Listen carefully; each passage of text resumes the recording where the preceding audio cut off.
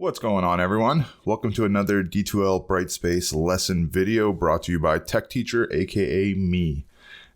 Today we're going to be looking at actually making your own content and doing that deep dive into the two apps that I found the most useful, Loom and Microsoft Whiteboard. Now, you should have some sort of stylus or some sort of drawing tablet to help you write on your computer.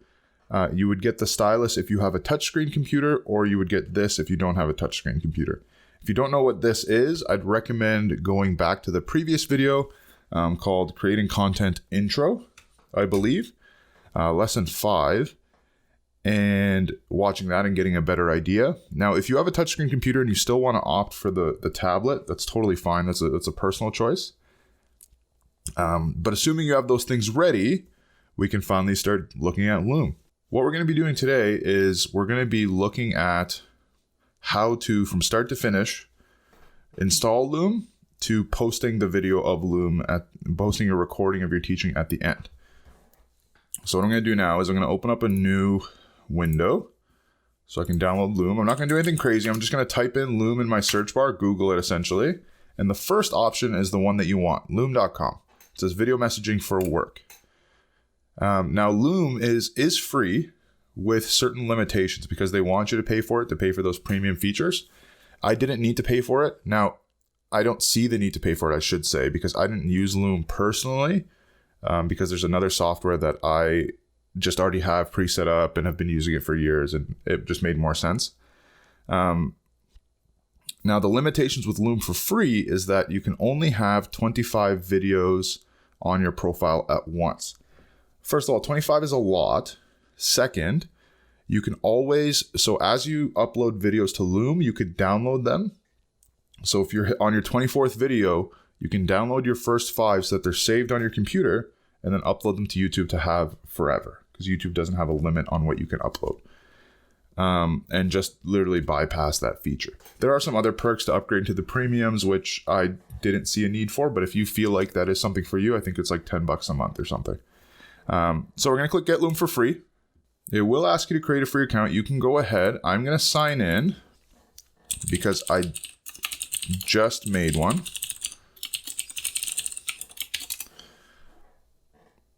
And once you've created your account and you're in, it's going to ask you what you will use Loom for. Doesn't matter. I think this is just for them collecting some statistics to figure out how to direct their next marketing campaign. So I'm just going to pick as a teacher, I'll be honest. So you have two options, the desktop app or the Chrome extension. I recommend installing the desktop app. It just gives you more customizable options. Also, if your computer is a little on the older side and there's not as much RAM or processing power, running it through Chrome can be a bit intensive for the computer, especially because you'll be using Whiteboard in the background as well. So I always recommend just installing the desktop app. So install the app, it'll download. Now, if you're using Chrome like I am, or at least a version of it, the download will appear in the bottom left here. If you're ever caught in that situation where it's disappeared, you could always press Control and J, and that opens up all your downloads. So you can see all of mine here. I've got a lot of images from probably something I was doing with my website. So once it's downloaded and installed, you can go ahead and run it. Now, I'm going to deactivate my camera here because it will interfere. It'll interfere with the Loom one, and I really want to show you guys from start to finish. I've got Loom installed. I'm just going to search for it right here, and I'm going to open it. So here I am in the bottom right now, and this circle, like I said in my previous video, you can move. You can also make it bigger. I prefer the bigger size, and if you really want to scare your kids, you can make it full screen. This is if you're doing something with your hands or you're performing some kind of science experiment in front of you and you want to demonstrate something. That's where the full screen effect comes into play. So I don't want it quite full screen. I don't want to give my kids nightmares. So I'm going to pick the smaller circle. Now, if you don't want your camera to show, Loom gives you the option. You can go screen only and it turns off your camera. If for whatever reason you're not getting any sound or you're not getting any video, likely one of these settings is mismatched. So just set it to the default. Now you can see I have a few because I have several things selected. but this is irrelevant for me right now. So let's see, I want the screen and the camera only. Gonna make the circle a little bigger because I do want my kids to see me. And I want to start teaching a lesson. Now, the other app that you need is Microsoft Whiteboard. So Microsoft Whiteboard is not installed by default unless you have a touchscreen laptop. So if you just type in the search bar here, Microsoft Whiteboard, you'll see if you have it. So in this case, I have it. If you don't, the second result that'll come up below it if you don't have it is the Microsoft Store to download the app. So you can always download it and get it that way.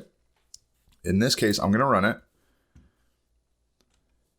And like I said before, Microsoft Whiteboard is just a blank canvas. Now you can see I've got several. There was something I was trying to plan with a few friends of mine, algebra, we were talking about metaphors. I've done several things on here. This isn't what I strictly use, but it did come up a lot. It's just easy for me to draw and write on there and explain things using words and pictures. So I'm going to create a new whiteboard, and I'm going to make this full screen so that way my class can see the entire canvas. And let's say, for example, I'm teaching a math class. We're talking about adding, and I just want to teach a quick lesson on carrying over the tens. So I'm finally ready. In my head, I know what I want to do. Now, when I click start recording, this window will disappear, which is great because you don't want that right in the way. So I'm going to hit start recording. Now, remember, I have two monitors, so it's going to ask me which one I want to choose. You'll only have the one usually. So pick that screen. It'll give me my countdown. And we'll be live in just a second. Hello, Mr. Anoya's class. Welcome to grade 2. Today we're going to be doing some adding. Now, the way this app works is it's pretty simple. You would pick your pencil that you want from the bottom. If you want to change the color, you just double press the pencil and you can pick several colors. I usually stick with something like bright and fun like orange. It's my favorite color. And once you've decided on a good color of pencil, there are other tools. You get the highlighter tool here as well. The eraser tool, there's a ruler and a lasso. The lasso is just to select things. So in this case, we've been talking about adding. So let's say, for example, I'm going to do an adding example of 19 plus 2. And I explained to them that when you add 9 and 2, it's 11. So you'd write the ones and carry the tens. And then just add straight down. So 1 plus 1 is 2, and therefore your answer is 21. Now, the great thing about Whiteboard is that it's a canvas. So, I mean, you can zoom out. You have lots of space to work with here. Mine's being a little glitchy. But it's great because you can keep one unit on one whiteboard and just kind of have essentially like a timeline of it working across. So, I'm happy with my lesson. I think it went well. We covered 19 plus 2. Looks good. My toolbar for my Loom now is on the left side here. And what I can do when I hover over it is I can either pause the recording, completely restart the recording, cancel it. You can also draw on your screen. I didn't see a use for this unless you're watching a video together and you want to stop and annotate something or write something. That could be different. If you find a use for the draw, it would just essentially make your whole screen a drawable surface while you're recording. So I'm happy with this. I'm going to hit stop. And the great thing again about Loom is it uploads the video for you. It's already online, ready to be shared, ready to be watched by me.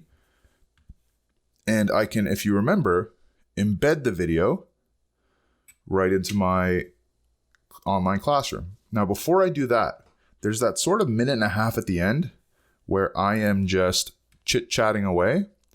And I didn't like that. I'm going to take that out of my video because my kids don't need to see that. My class doesn't need to see that. What I'm going to do now is I'm going to trim the video. And if you look on the right here, there's edit your video options, one of them being trim. I'm going to click that. And I know that it needs to be trimmed off the end because that's where I did a lot of my chit-chatting. So I'm going to click start trimming. And I want to get rid of, I'm going to move this red bar that's saying where you want to trim until and where do you want the trim to start from. So now, assuming I know where I start chit-chatting, I'm going to trim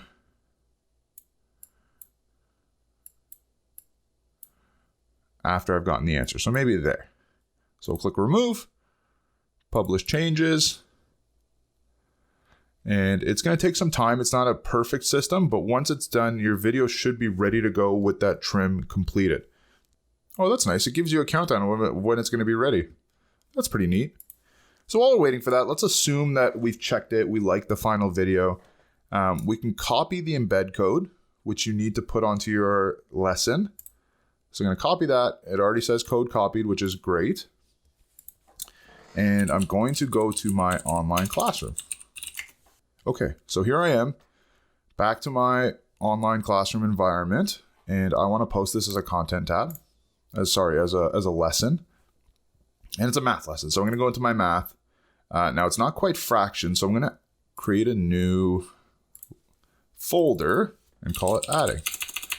Essentially a new unit. Make it visible. And under adding, now I'm going to create my lesson as part of this adding unit that we're doing. So remember, HTML document is the preferred one because, well, two reasons. It gives you that reading tool. Now, if you're doing videos and there's no written instructions, then it becomes redundant. But the second option, the second reason is that it also, when you make it an HTML document, it also makes it visible for people that are using the app. So that way you're keeping it easy and accessible for everybody. So I'm going to title this one Carrying Over. And if you remember, this insert stuff button, which is going to become your best friend when you're setting up your classroom, there's an enter embed code option. So I'm going to click that, paste the code that's been copied already, click next. It'll put the preview in there and you can hit insert. And here we go. Now the video is embedded right into your lesson. Going to make it visible. If I want my kids to see it, if I'm not quite ready, I'll leave it hidden. In this case, I'm going to make it visible because I want to. And now, under our math section, so if I tell the kids we have a new, or I tell my class we have a new adding lesson, they can go into math, find adding, click it, and find the new lesson in there. And in here, they can watch what I just recorded. And that's pretty well Loom in its most basic, but probably the most fulfilling role it can do, and which is great. It just takes out everything else and it does all the hard work for you, and you just have to copy and paste the embed code and you're set to go. So the other great thing about Whiteboard is you can also insert images, insert documents, insert Word documents as well into it, and write right on top of them. Now, if you wanted to insert an image, it would be this image button down here. You can click it. You can either select something from your pictures folder or take a picture, or even just search for one online and insert it that way. The other great one that I used more is if you click this plus button, there's also options to insert a PDF, Word, or PowerPoint document. If I were to insert a PDF, in this case, so here's several that we did. Let's see, fractions 1. It'll ask you which page do you want. Now, if there were several pages, you can pick all of them or just one or two. I'm going to insert just the one. And it drops the PDF right onto your blank canvas. What I always recommend is selecting this lock button up here, which essentially just locks it to the page so you can't drag it around anymore and lose its position. And now you're free to write. You select the pen that you want. You can write right on top of the page, circle stuff, answer things, do whatever you want. And the great thing about it is it stays right where it is. So if you're working on an entire unit and you're working along your canvas, the great thing about it is you can always come back to it and reference it at a later time. So if your students are struggling with a concept, you can go back and relook at it and reflect on their learning of how far they've come. The highlighter tool is another great tool. There's also, you can add text. So I found when I was posing a discussion question, I would type it out versus handwriting it because it's just easier to see the typed out version. My handwriting can be a bit messy. I was taught to write fast, not neatly. And by using those things together, I think you can create really engaging lessons, or at least very informational lessons. Again, this isn't the only way to teach it. I think with Loom as your kind of starter, you can really add anything else to go with it. And what I recommend more than anything is just Google it if you're unsure, right? Like I didn't know how many different virtual manipulative websites, applications, whatever were available until I started Googling, and it just blew my mind, right? So Google it, click some stuff, try some stuff more than anything, because that's how you learn, and just give it a go. But I think by having Loom with Whiteboard, you have a good base to kind of start around and write and interact and do it that way. So thanks for watching. As always, stay tuned for the next one. I believe the next one's going to look at another feature of D2L. I haven't quite decided. I'm still trying to plan out my route on where I want for this to go. But give the page a like. Check out our website, techteacherkingston.ca. There is a button on that website called Teacher Resources. What I've done is I've organized all these videos up to this one so far on there in order. You don't have to watch them in order. It's more so pick and choose what you think you need to learn, and you can click that way. So as always, thanks for watching, and I'll see you guys next time.